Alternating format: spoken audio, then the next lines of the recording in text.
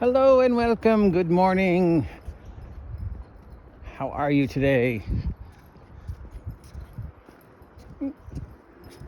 Morning. Morning, dog. Morning. It is I doing that thing that involves walking and food and money and a big scary white dog in a car. Hi, big scary white dog in a car. So all this talk about rare character things for some reason got my mind on the idea of spells and spellcasters. I don't know why. Guess we haven't really done a lot of game-centric talking in a while. So let's talk about wizards, the primary spellcasters and how they acquire their spells. So it feels like there's two ways. And this rare ability thing from Pathfinder got me thinking about, what we don't really do anymore. We don't really make them look for the stuff. They just sort of find it. Okay, so this feels like there's two ways. Okay, so the old established way, a wizard gets spells. First level wizard leaves his master, ends his apprenticeship, or first level wizard completes his course load at Hogwarts, goes out to adventure. So that way, pretty much all first level wizards start with some variation of the same 3 or 4 spells. There might be some paramutations in there, but that's just because, even though you all went to the same class, doesn't mean you all took notes the same, right? And maybe wizard number 1 took one class and wizard number 2 took a different class, so they've got 1 or 2 spells that are different, but generally first level wizard has X amount of spells that they can study and learn in their book when they start adventuring.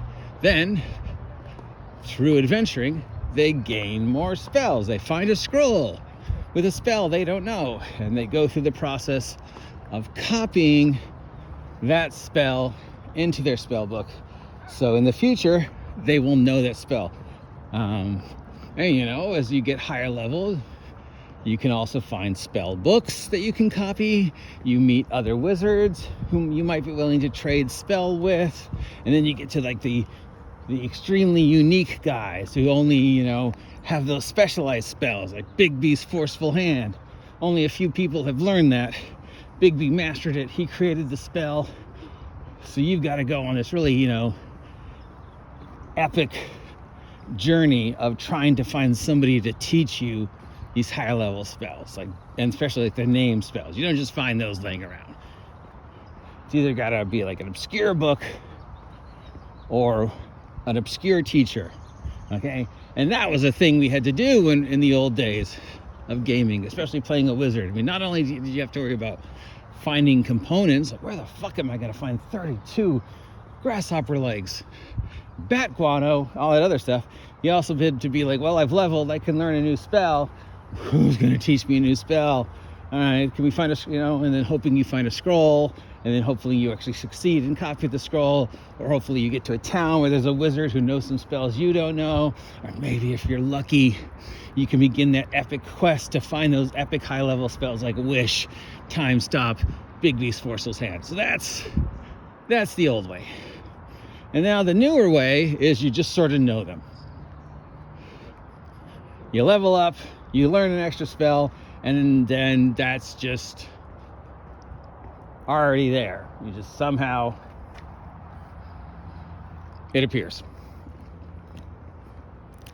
Now, the way I've always played it when we switched over to that style was the information was always there in the book. You just either hadn't gotten to that chapter yet, or you didn't understand it yet. But the idea of leveling was you reading that chapter in the book, practicing that new spell in your spare time, and then you understand it suddenly. It's like, oh, okay, yes, it's Leviosa. It's Leviosa. And then suddenly, oh, hey, it works. Now, I kind of like the older way. I kind of like the making them work for it. Now, obviously, you don't want to make that too centric, because like any shopping quest, if you become too obsessed with I've got to go to every wizard in town and ask them if they can teach me a new spell, and then I've got to visit every place I can possibly buy a scroll to see if maybe they have a scroll with a spell I don't know, just me talking about it is exhausting. Imagine making that a game session or two, you know? So you want to, I feel like it should be something, especially for higher level, make them kind of work for it, just like anything else, you know? Higher level training was a thing. Only a few people knew that ability, so you had to go train with them. Remember those days? They got rid of that in a lot of games, but there's something sort of cool about it, about having to go and seek out, and as you get higher level, trying to seek out the more obscure masters. And maybe there's only 3 or 4 guys who can train you at this point. And then when you get even higher level, maybe there's only 1 guy who can train you at that point. And then you're like, well, I am now higher level than the highest level wizard in the kingdom. I guess I gotta start training other lower level wizards. But how am I gonna learn some more high level spells? I guess I gotta go, I don't know, train with a god, or find some obscure lore buried in a dungeon that some lich has been holding on to for 10,000 years. It makes it part of the wizard, as opposed to just, oh, it was always in my spell book, but now that I'm 5th level, I understand it.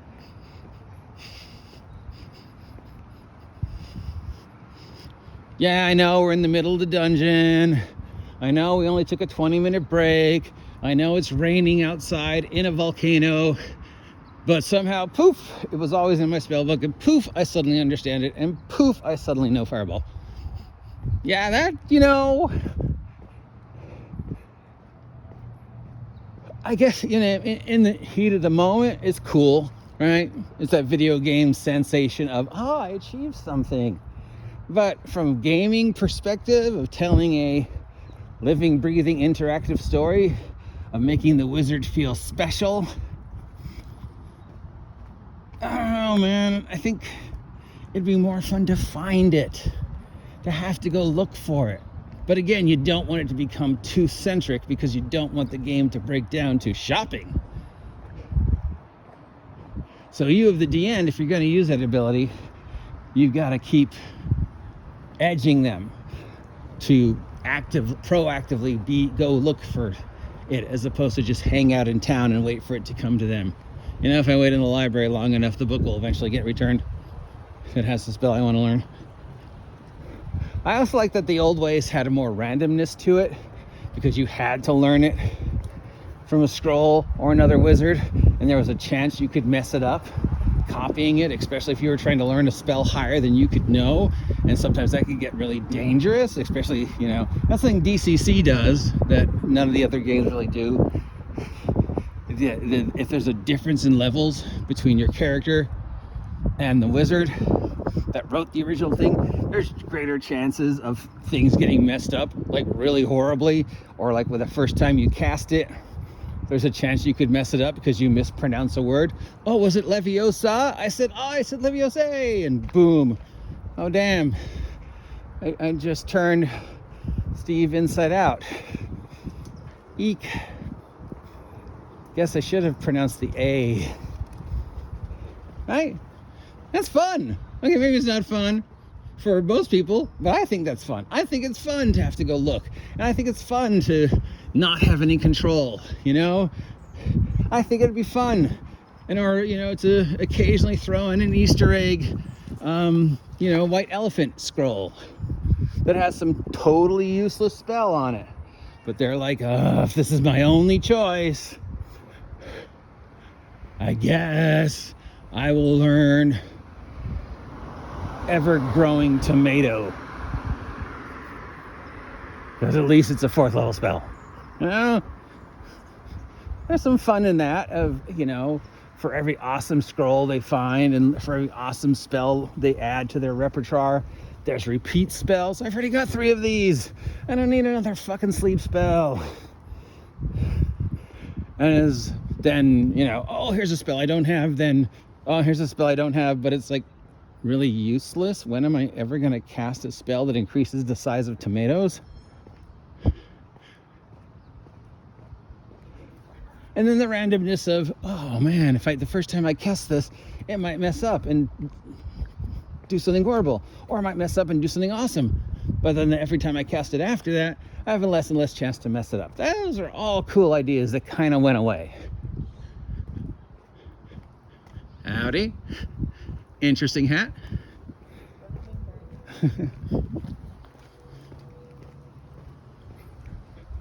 Maybe I'm just spitballing here. Maybe nobody else thinks that would be fun. Maybe nobody else misses that idea. You know, there's a lot of classes in the old days that had that idea sort of built into it, that it, you know, as you leveled, you had access to greater things, but it was harder to get. And with like some of the classes, there were even, you know, fewer members of that class available, you know, so you had to fight for your spot at the table. I just think in closing that having every wizard, you know, kind of start with the general selection of spells, but as they level up, that uniqueness comes from them not only actively searching out new spells, but just sort of the randomness of finding a spell. And maybe, you know, sometimes spells go wrong. That's something that doesn't really get played up in the new school thought of gaming, as opposed to sort of the older ideas of magic is powerful, but it has a cost. The more powerful the magic, the greater chance something horrible happens. But there's also a chance that something amazing happens. So are you gonna risk it? Because you know, if you put that thing there, the chance of something horrible happening, but also the chance of something wonderful happening, people are gonna be like, oh yeah, there's a 6% chance I summon an angel to help us, but a 90% chance I summon a demon that eats us. 6% chance.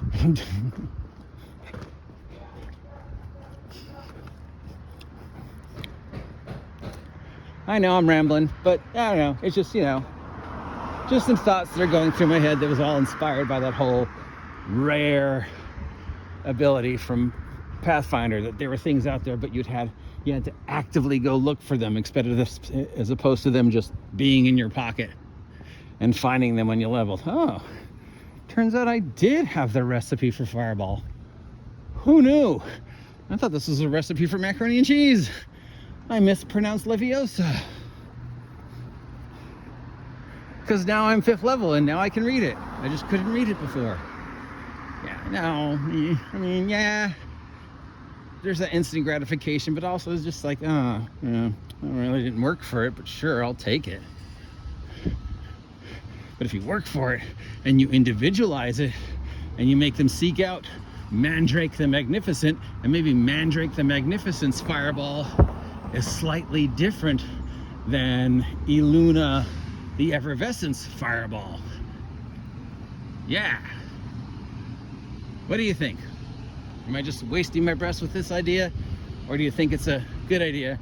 And how many videos is Condor DM gonna make about this, telling me I'm a piece of shit that I don't know what I'm talking about, or steal my idea and then claim it was his?